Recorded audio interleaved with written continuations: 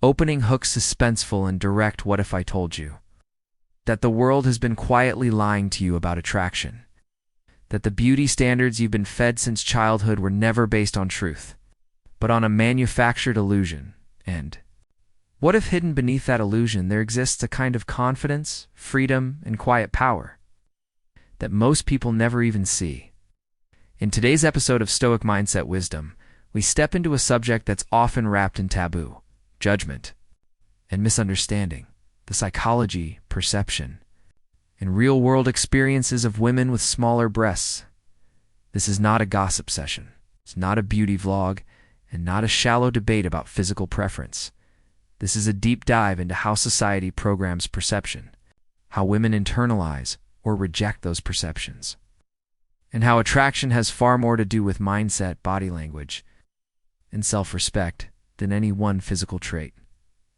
We're going to explore the stereotypes, the hidden advantages, the mental battles, and the surprising psychological strengths that emerge when someone grows up outside the idealized mold. And by the time we reach the end, you may find yourself questioning not just what you've been told about beauty, but also what you've been told about yourself. The quiet stereotype nobody talks about from the moment we're old enough to notice magazines, movies, and social media, an unspoken rule gets planted in our minds. Bigger is better. It's rarely said directly instead. It's woven into storylines, fashion ads, and even the way camera angles are chosen. Psychologists call this schema theory the mental shortcuts our brain takes to categorize the world. If all you ever see in media is one type of body being labeled as beautiful, your brain starts to believe that anything else is less desirable. For women with smaller breasts, this bias often plays out subtly. The offhand comments in a high school hallway, the marketing that skips over there. Body type, the idea that femininity is something that must be proven through curves. But here's the thing. Attractiveness is deeply subjective. Cultural trends rise and fall. What's idolized in one decade or one country is completely different in another. And yet, people still cling to the myth that beauty can be boiled down to one formula. The misjudgment effect being underestimated changes people. Sometimes, it breaks them down. But sometimes, it forges something stronger. Women with smaller breasts often develop self-identity beyond appearance earlier in life. Not because they wanted to, but because they had to. When you grow up outside the cultural spotlight, you either shrink into insecurity or you adapt, finding value in intelligence, wit, creativity, depth. This is where self-complexity theory comes in. The more aspects of identity you have, the more layers you've built beyond your looks, the more resilient you become. When life throws you into moments of rejection, comparison, or judgment, this resilience isn't just emotional armor. It's a quiet confidence. A comfort in your own skin that radiates in a way no physical feature can fully explain. Freedom in function there. It's also a more practical side that's rarely discussed. From sports to travel to everyday comfort, smaller breasts often mean more freedom of movement. Running doesn't require extra support. Certain yoga poses feel easier. Back pain is less common.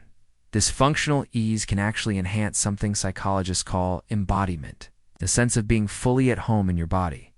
When your body feels like an ally instead of a burden, it naturally changes the way you carry yourself. And self-carry is one of the most underrated signals of attraction. But here's the twist. While some women with smaller chests face less overt sexual objectification, they're not immune to beauty pressures. In fact, those pressures can sometimes be more subtle and more insidious. The voice in the back of the mind saying, "Would I be noticed more if I looked different? Am I enough as I am?" These thoughts can creep in at any age, especially in cultures where voluptuousness is idolized, without positive reinforcement and self-acceptance. Even the strongest self-image can start to erode. But, and this is the part no one tells you, the women who do push past those pressures often emerge as some of the most self-assured, grounded, and attractive people you'll ever meet. Cliffhanger transition, because there's a side to this story that changes everything you thought you knew about attraction. It's the part where confidence overrides cultural programming, where self-respect becomes the most magnetic feature a person can have, and where the rules of the game get flipped completely in your favor. And once you understand that shift, you'll start seeing attraction in yourself and in others in a way that's impossible to unsee. Part 2. The confidence override re-engaging hook. There's something magnetic about a person who doesn't play by the rules of the game, who walks into a room and doesn't try to compete with the standard of beauty, but instead redefines it. This is what I call the confidence override, when someone's energy, presence, and way of carrying themselves completely override society's default settings for attractiveness. And here's the most fascinating part. In psychology, there's a phenomenon known as the halo effect, when one positive quality, like confidence, colors the way people perceive everything else about you. If you radiate self-respect and certainty, people assume other attractive qualities about you, whether or not they're objectively true. For women with smaller breasts who've had to develop that inner grounding, this can flip the entire social dynamic. Suddenly, it's not about what the media says is desirable. It's about the undeniable fact that no one can look away from someone who knows their value. The reframing power. Imagine 2 scenarios. Scenario A. A woman walks in, an outfit that clearly tries to emphasize what she thinks people want. Her to highlight her body language is hesitant, her eyes searching for validation. Scenario B. Another woman walks in, wearing what she likes, not what she thinks will make up for something. Her back is straight, her gaze steady, her movements unhurried. Now, in both cases, the physical features might be exactly the same, but your brain will register them completely differently. Why? Because in scenario B, she's sending a psychological message: I don't need your permission to be here. That message is one of the most compelling forms of attraction, and it has nothing to do with cup-sized cultural reversals. One thing most people don't realize is that beauty ideals are not universal. They are cultural fashions that change with time and place. In some East Asian countries, smaller breasts have historically been associated with youthfulness, elegance, and sophistication. In parts of Europe, during certain fashion eras, slim and flat silhouettes were not only accepted, they were celebrated. Even in Hollywood, icons like Audrey Hepburn, Kate Moss, and Keira Knightley challenged the idea that voluptuousness was the only standard of allure.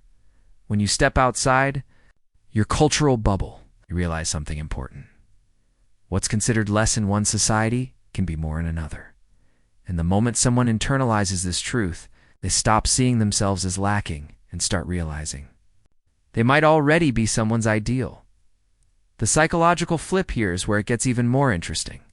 When someone grows up with a trait that society undervalues, they often have 2 possible paths. Internalize the judgment gives. Carry it like a weight for years. Flip the script gives. Use it as a filter to attract people who see all of you. This second path is where real attraction power begins. Why? Because it creates what psychologists call selective self-presentation. You stop broadcasting to everyone and start resonating only with those who truly appreciate you. The result? Stronger relationships, deeper trust. 0 time wasted trying to impress people who don't even know themselves. But there's a catch. This shift doesn't happen automatically. You can't just decide to be confident one day and expect the world to fall at your feet. It requires self-awareness, gives knowing your triggers and insecurities. Identity investment gives building skills, passions, and values that are independent of appearance. Boundary setting gives learning to cut out voices, both external and internal, that diminish your worth. The process can take years. It's often born out of rejection, frustration, and moments of doubt so deep you question everything about yourself. And yet, for the people who go through that transformation, the results are undeniable.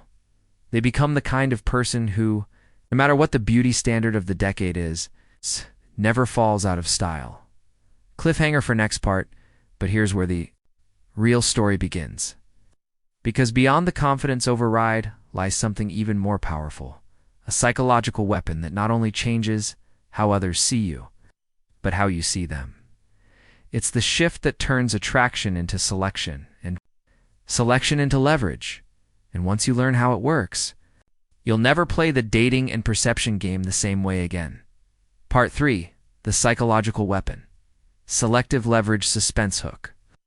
There's a moment in personal growth when the question flips. It's no longer, am I good enough for them? It becomes, are they good enough for me? That moment is more than just confidence, it's selective leverage. And once you have it, you stop chasing approval and start controlling who even gets access to your energy.